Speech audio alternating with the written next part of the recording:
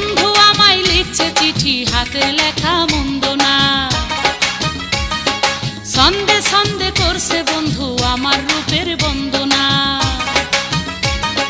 10 গ্রামের আমি নাকি সেরা সুন্দরী, চিঠি পড়েছি আমি লজ্জাতে মরি।